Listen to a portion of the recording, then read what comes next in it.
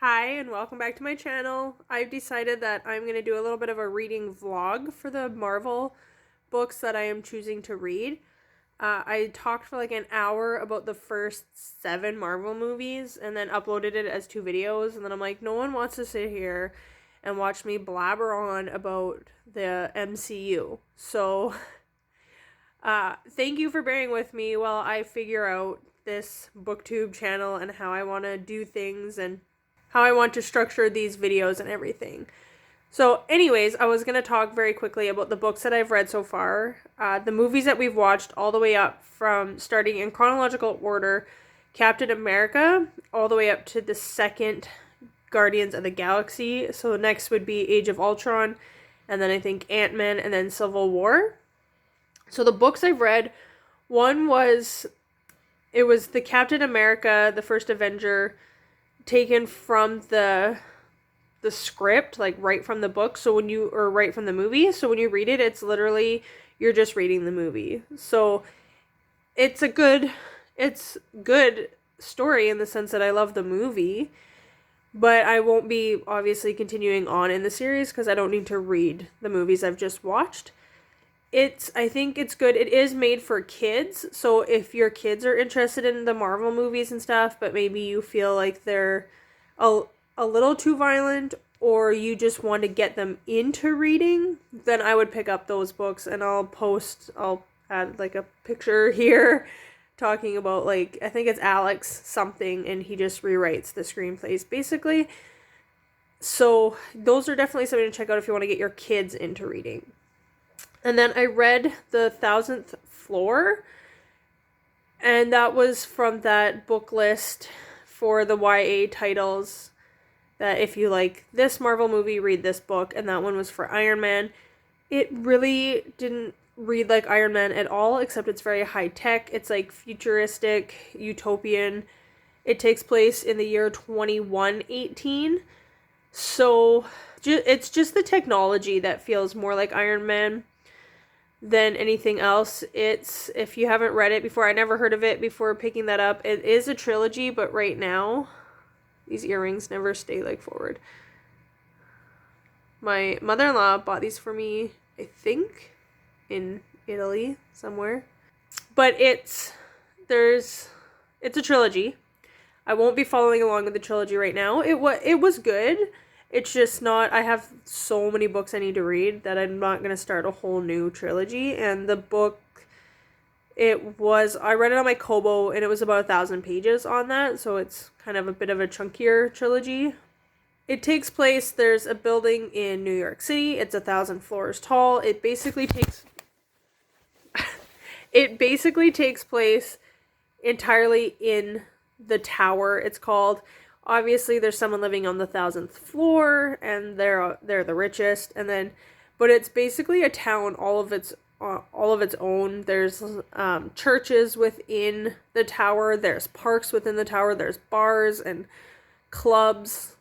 There's all the stuff within the tower. I don't know what's going on with my hair. It's so flat on top. I'm getting a haircut in 2 days, and I'm so excited. So stay tuned for that. It'll probably be like halfway through this video, my hair will change. Anyways, the book starts, the prologue is someone falling to their death from the 1,000th floor. Well, you assume it's to their death, because who can fall that far and survive, right? And I don't know if they fall all the way down to the ground or not, or if there's like a ledge somewhere, I don't know. But it starts with them falling off. So the whole book is, you don't know who fell off, you just know that there's a party on the 1,000th floor.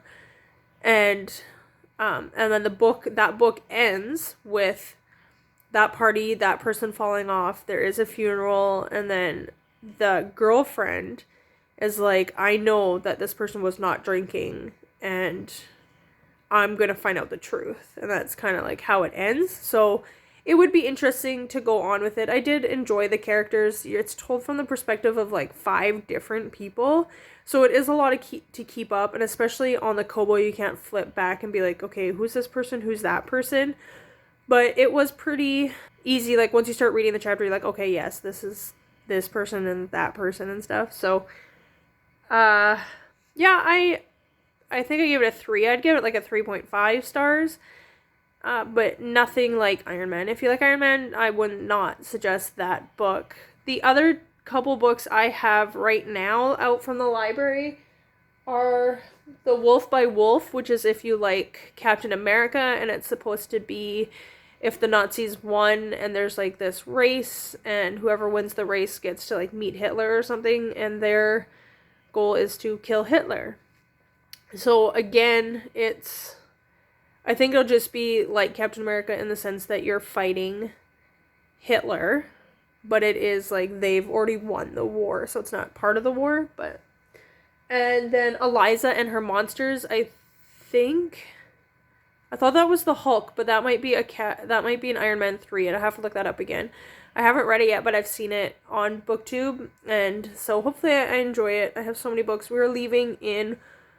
today's Tuesday, and next Wednesday we leave for Arizona. We're going on a little, like, week-long trip to see my in-laws in Arizona. So I'm hoping I want to get those books finished before we leave, because I want to pack more books on my Kobo, maybe, to keep it light. I travel heavy because I always have books. So we'll see about that. And I also just picked up, we were at the library yesterday, and it's like Black History Month and all this stuff.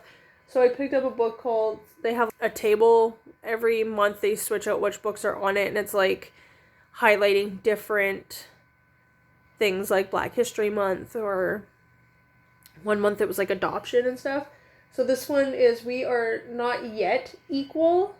So I want to read that too, but that's one I might bring with me to Arizona.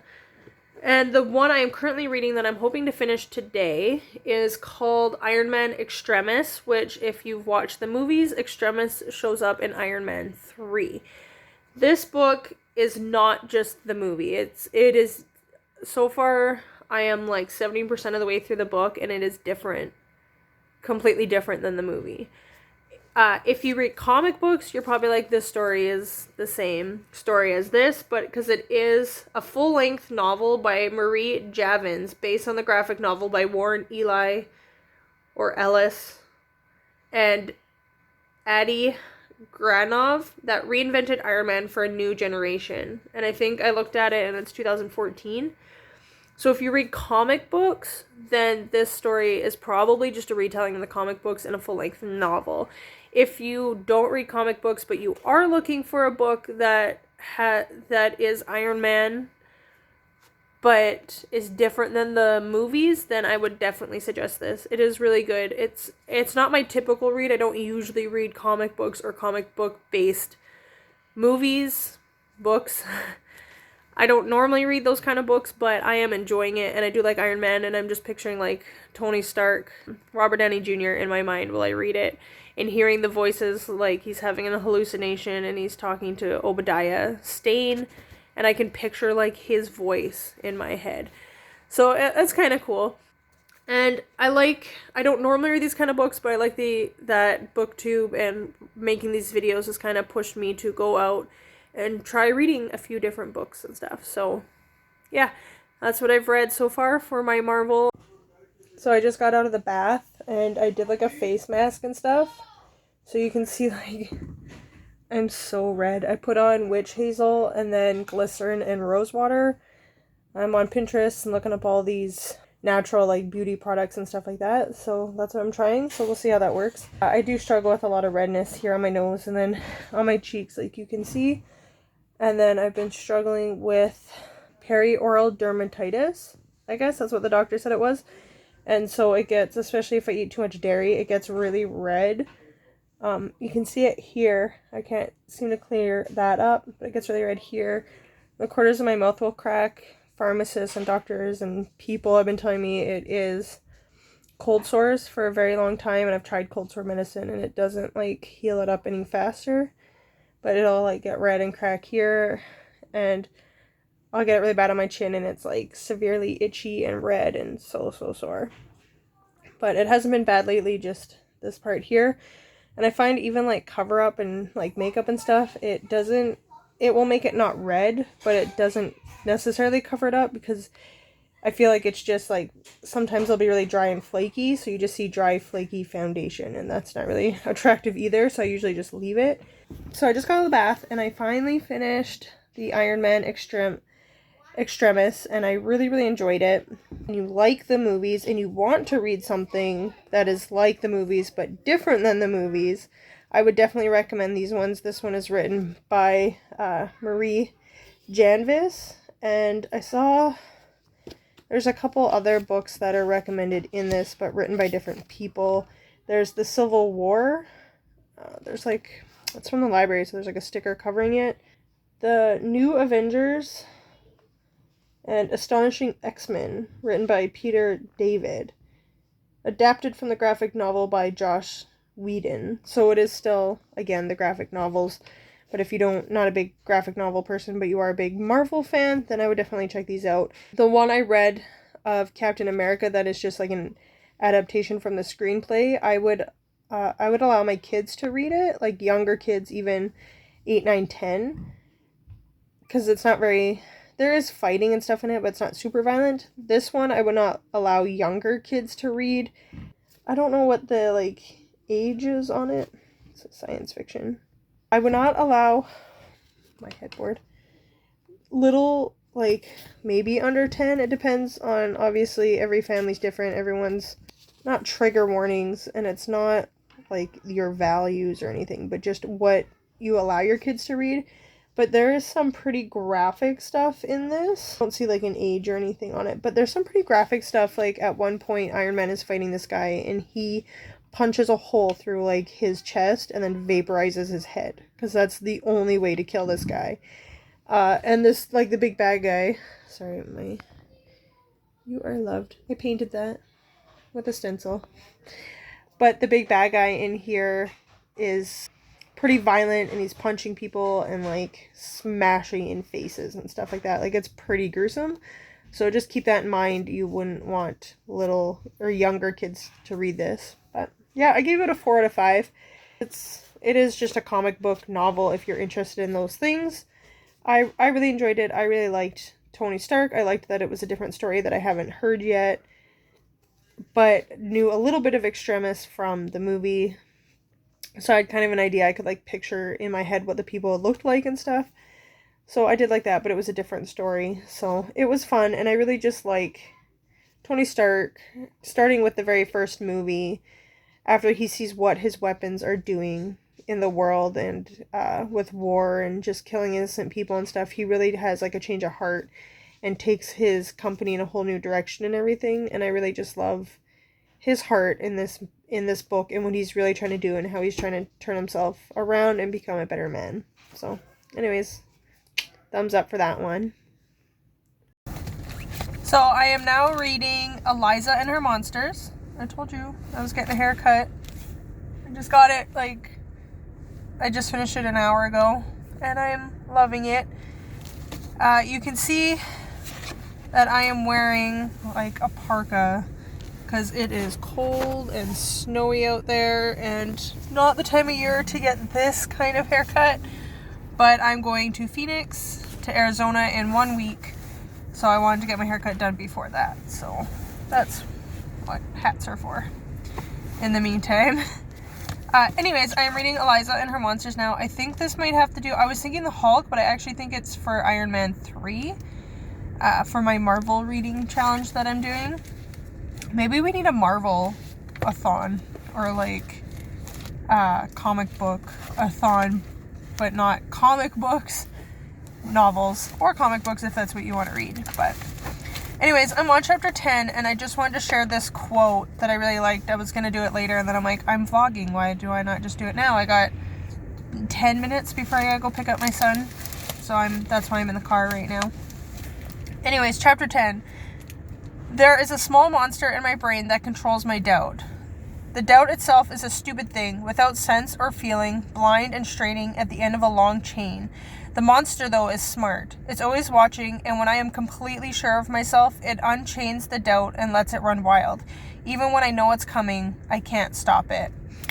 And I think that is something so many of us can relate to, that voice in our head that is negative, that is doubt, that is embarrassment and shame and all these negative things.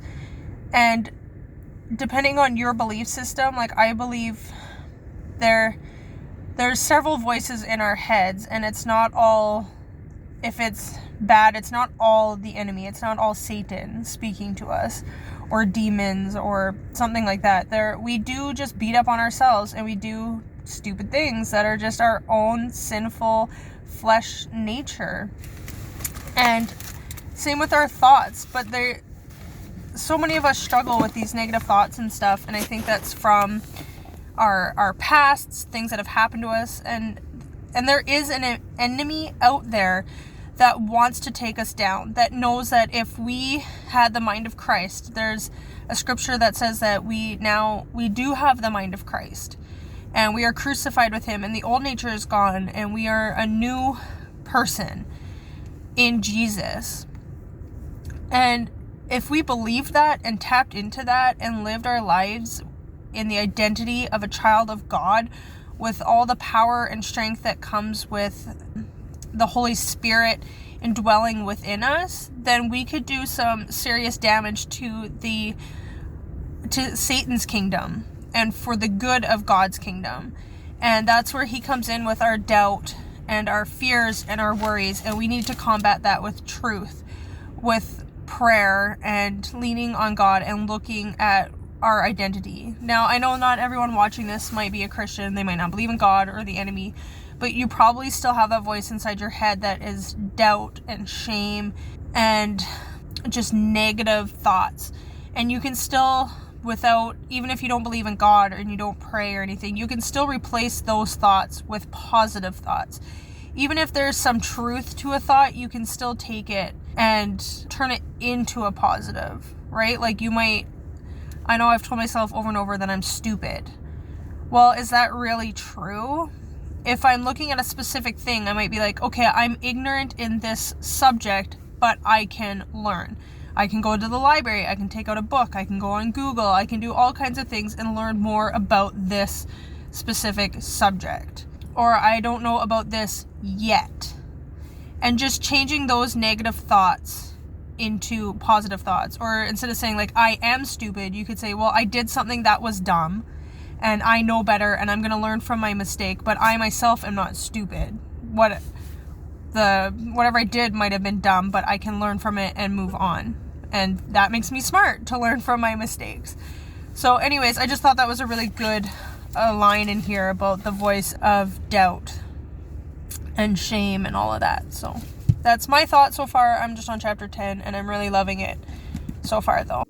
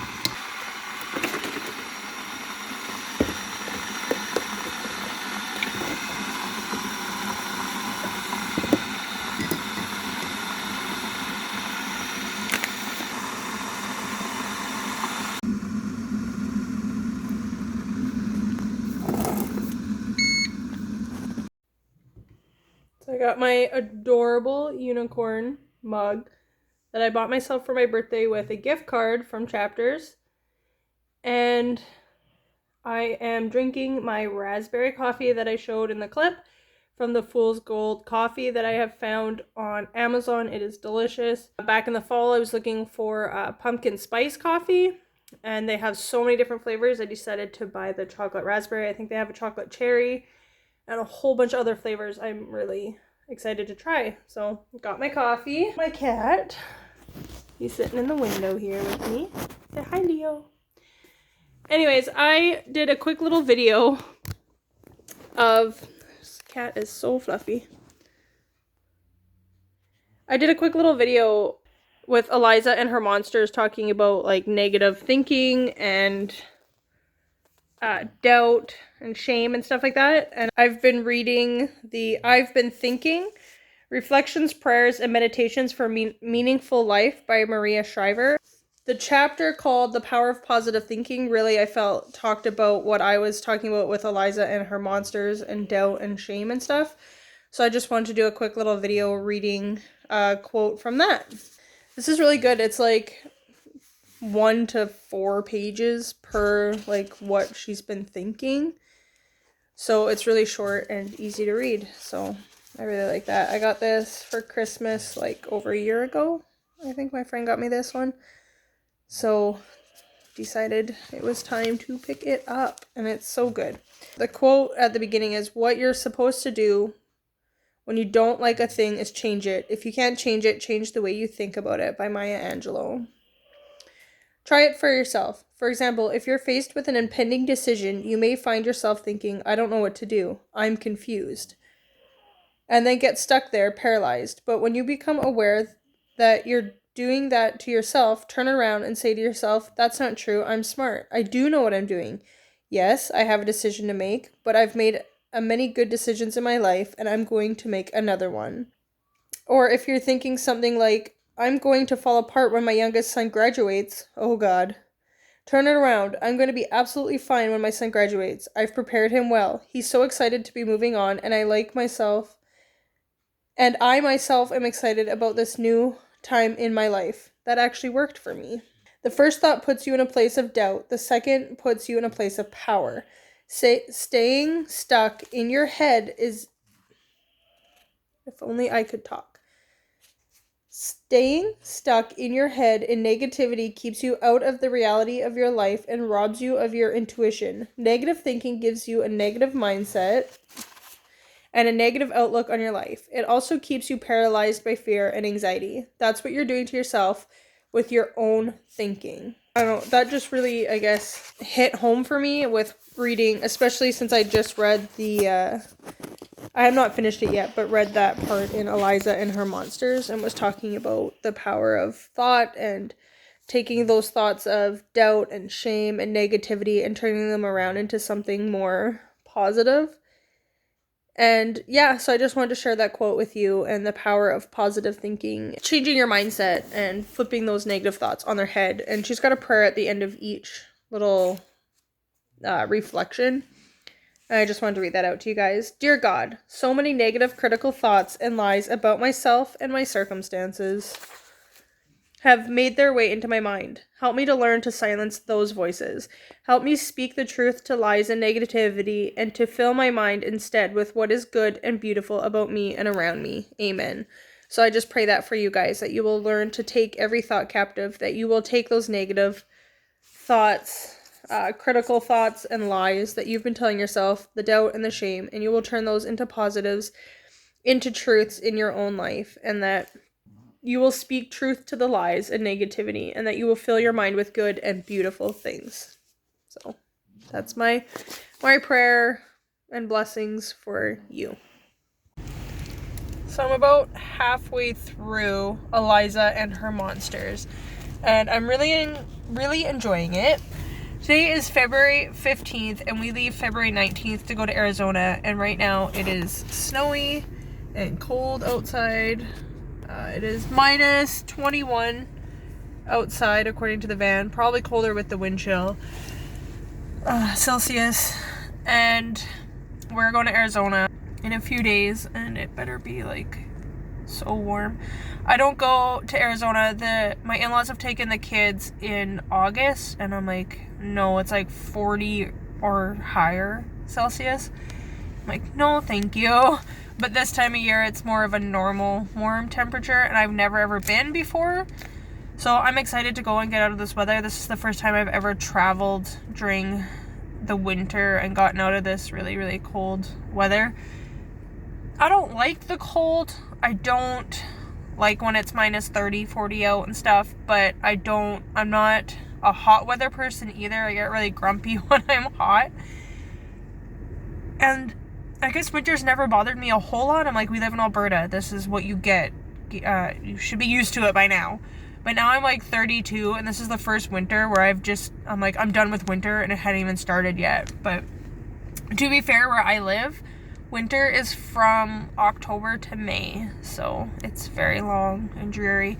The kids have some time off school, so we're going there to Arizona to visit in-laws as a whole family, all 5 of us, so wish us luck. It's our first time ever taking all the kids together on the plane and stuff. So it's our middle daughter's first time ever on a plane, and my son was on a plane when he was like 7 weeks. So he doesn't remember that. And our oldest daughter was on a plane a few times as a baby that she wouldn't remember, but she went when she was about 3.5. So she kind of remembers that. She's 8 now, so it's a whole adventure for all of us. Anyways, I wanted to finish Eliza and Her Monsters for my Marvel reading and read Wolf by Wolf, which is it's a thick book like this, but this one is like, I don't know if you call it mixed media, but they have like online forums and threads, and they have like text messages and stuff like that. So it is a easier read. It goes by a little bit quicker, and yeah, I was hoping to finish this and then Wolf by Wolf this week before we head to Arizona, because I had a few other books I wanted to read in Arizona. Plus I wanted to bring my Kobo just to keep the packing down, because I always pack like way too much. So instead of bringing like all these books with me, whenever I travel, I always bring like 3-4 books, and I maybe finish one if I'm lucky. I always like way overestimate. Anyways, I wanted to talk about Eliza and Her Monsters now, even though I'm not finished it yet, just because I need to get to editing these videos and have some content to put up while I'm away. So I really like it. It is young adult, and what's the word I'm looking for? I don't relate to Eliza as much. Her character, she's really, really, really shy. She doesn't really care about school. She's an artist. She's writing a web comic. That's all she really cares about. She's in like the last year of high school and just wants to get finished and get into college and just be left alone by everybody. And I don't really relate to that in the sense that I'm a shy person. I don't really know, like, I'm not super socially awkward maybe, but I'm not the most social person either. But I've always had a group of friends, like at high school and stuff like that. I always had the people I hung out with. I wasn't super popular, but I wasn't a loner either. So I don't connect with her in that way, but I do like the book, and I am enjoying it though. And I do like her character and inside her head and stuff like that. And I like that it is different. Like, you get the text message between her and the 2 people who help her with her comic book called Monstrous Sea, and you get the forums, people talking in the forums about the Monstrous Sea webcomic, and just a few different, it's all from her perspective, but you get a few different looks at it, I guess, not just inside her head, but the text messages and conversations and stuff. So I'm really liking that. I think I have to look it up again, but I think this was for Iron Man 3, and I don't know how it relates to Iron Man 3. I know in that, Tony Stark deals with postpartum, no, he doesn't, post-traumatic stress syndrome. He didn't have a baby, not in Iron Man 3. Post-traumatic stress syndrome from the events of the Avengers and going through the wormhole and stuff. But she's not dealing with that. In this, Eliza, like I said, she's really shy and maybe more socially awkward. The boy in this is like, I'm guessing selective mutism is what you would categorize it as. But it's not any kind of like stress disorder, or maybe it's social anxiety. I'm not sure how any of these books that I'm reading feel like books that you would read as Marvel comics or Marvel movies, but we'll see. I'll look it up again and see why it says that and put that in the description, or I'll read it or whatever. And then Wolf by Wolf is supposed to be like Captain America, the first one, the first Avenger, because it's like, what if the Nazis win kind of thing, or if they had one. So yeah, that's my update for now, and I'll see you later. Okay, so I just wanted to do another Eliza and Her Monsters update really quick. We just left church and my kids are playing on this giant snowbank outside of the parking lot. So I'm just like, whatever, burn off energy. It's freezing cold. It feels like minus 31 out there. So we're going to be trapped inside. Tomorrow's family day, so they don't have any school. So this is a good time for them to burn off some energy while I sit in the van and read. Anyways, here's an awkward conversation I have with your teenage daughter in the car with her teenage brothers. I'm not sure how old she is. She's in the last year of high school, so like 17. Her brother said, "Why didn't you stay home with your boyfriend?" "Mom and Dad wouldn't let her," Sully says, still laughing. "They think she's going to invite him over for sex. I am a volcano." "Oh, Eliza, that's not why we did this." Mom takes her eyes off the road for a second to look back at me. "If you and Wallace decide you want to take that step, it's completely up to you. That's why we had that doctor's appointment." "Mom, stop." My voice drops. "It's completely healthy for kids your age to be, getting together." "I'm surprised you haven't yet," Dad chimes in. "Junior year of high school was the first time your mom and I..." "Stop!" Sully, Church, and I yell at the same time, clapping our hands over our ears. Mom and Dad look nonplussed and stop speaking. We drive in silence for 3 more minutes before Mom pipes up again. "Just saying, it's how we made all 3 of you." So, what an awkward conversation to have in the car on your on the way to your family camping trip. So, I don't know. Obviously, the sex talk is important, and I am a Christian, so I have my reasons for believing in waiting until marriage for sex. This is not the video to have that conversation of why I believe that. It's not necessarily just, I didn't believe that before I became a Christian, but I still understand that teenagers and being safe, and her mom took her to get like an appointment and a doctor's appointment and get a checkup and get the pill and stuff like that. I feel like I'm nowhere near that time, but like tomorrow I'll blink and they'll be old enough to be on birth control. But let's not talk about that. But anyways, awkward conversation. Tell me about your awkward sex conversations if your parents talk to you about it. I never had conversations quite like that with my parents, and I don't think my dad would have ever said that to me. How awkward, especially with your younger brothers in the car. It's embarrassing enough on its own. Anyways, hopefully finish this soon. So I finished Eliza and her monsters, just had a bath, and it was awesome. I loved it. I have so many thoughts about it, but I just don't know. At the same time, don't know what to say about it. You know you're old when you agree with the parents and a young adult. Eliza is very much in her own online world. She writes a webcomic, so she's on the forums, and she doesn't pay a lot of attention to the comments and the positive or negative feedback from her comics, but she is part of the forums. There's a teen drama show that plays every week, and they watch it, and she comments on it when it's on through the forums. All her friendships are basically online, and all her social activity is online. Obviously, her parents are concerned about that. Her parents and her 2 younger brothers are very much into sports, and that's her parents' jobs are sports and activity related. And of course they want to get her off the computer, and it's so hard. I grew up when technology was just starting to become more of a thing. I didn't have it a lot growing up. We had the first Nintendo system, the NES, and then from there we got the PlayStation 1, but not when it first came out. When they came out with the smaller, the slim version of it, that's when we got it. And I remember we had a computer at one point, but it didn't really do a whole lot, and I just played that caterpillar game where the caterpillar slowly comes down the screen and you shoot at it. So I played outside a lot as a kid, and like I said, I didn't connect with Eliza as a teenager the way I was as a teenager. I know, obviously, I don't connect with her now as a 32-year-old who's twice her age, but even as a teenager, I wasn't like her with the social anxiety or the complete online world.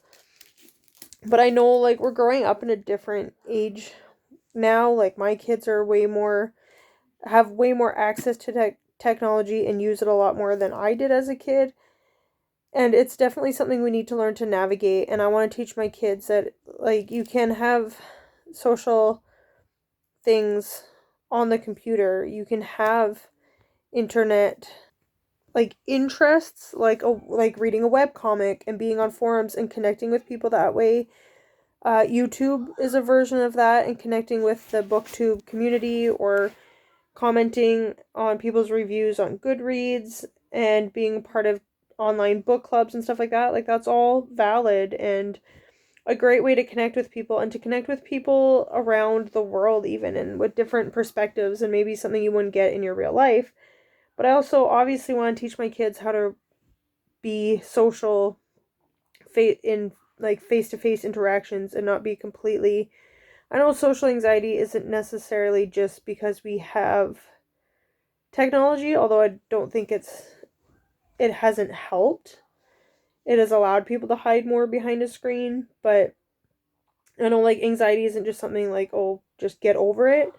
But I don't want my kids to grow up having like a shy, to be, how do I phrase it? I don't want my kids to grow up being super shy and awkward and having such like paralyzing anxiety that they can't even talk to like the cashier or something like that. And so I definitely agreed with her parents there. Her parents forced her to go out on a 2-day camping trip with the family, and she manages to bring her phone with her, but the parents find it and take it away, and of course, like, she's upset. But like, I agree with having those family times to connect away from technology, and it doesn't necessarily have to be camping. It could just be indoors playing a board game, or it could be in your backyard with a fire, or camping, or at the beach or something. And you can also have family time with technology. Like, my husband and the kids right now are playing a game online. Like, I think they're playing Mario Party, so it's like the board game, but it's a video game, right? And they're having fun. Board games are a little bit testy here because the kids get upset, and it's not. Oops. Hello. You're just like resting on my knees.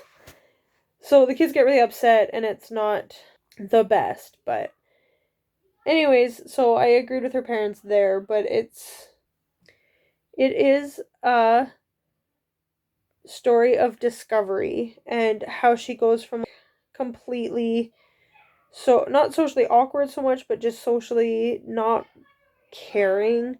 She doesn't have any friends. She could talk to people out loud in real life. Like, she's not mute or anything like that, but she just prefers her online life, and doesn't have a strong connection with her brothers or her parents or anything like that.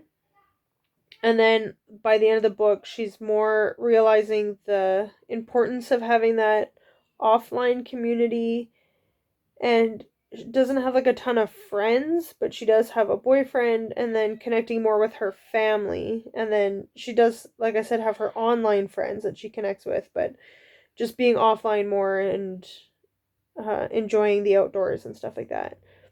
So I really like that. This was more of a reading vlog, so I gave my thoughts throughout, like the conversation with her parents in the car about sex and her boyfriend, and the thoughts of shame or doubt, I guess, for her. So yeah, that's my wrap up, I guess. I thought it was really good. I'm trying to think. I wanted to talk about agreeing with the parents and technology, and having that offline life as well, and balancing it with your online life. I liked reading about her passion for her story and her comics, and drawing them. I really like seeing that passion in other people, and I'm 32 years old, and I still feel like I haven't found a passion for something I love that is like an artistic expression of who I am, or whatever, like drawing, or playing an instrument, or singing, or writing music, or writing anything. I like to write, but I'm not creative.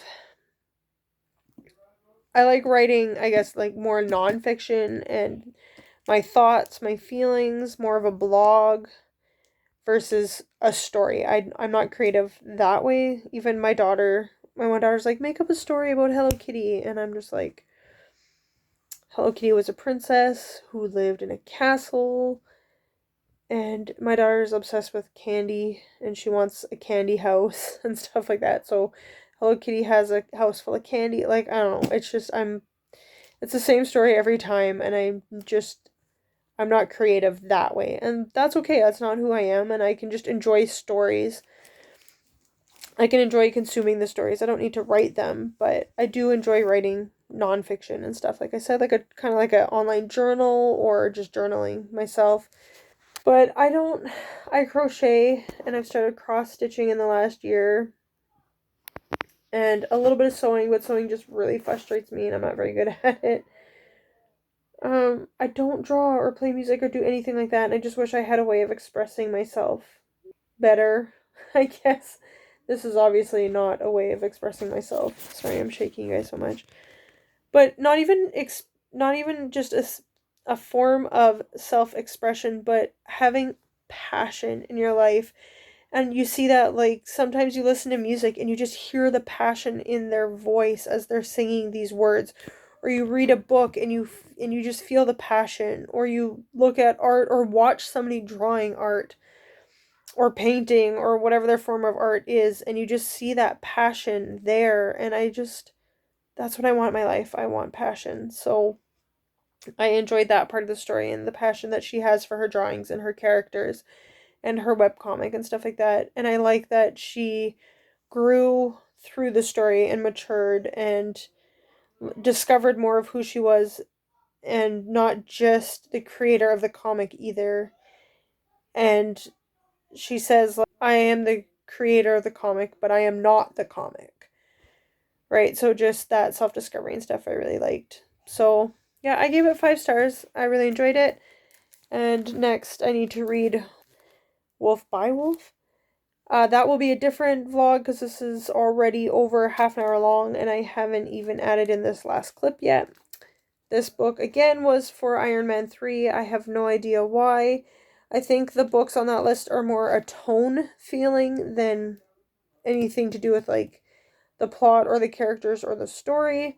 She has a panic attack in this near the end of the book. It's her first panic attack. It's not throughout the book. It's not something she necessarily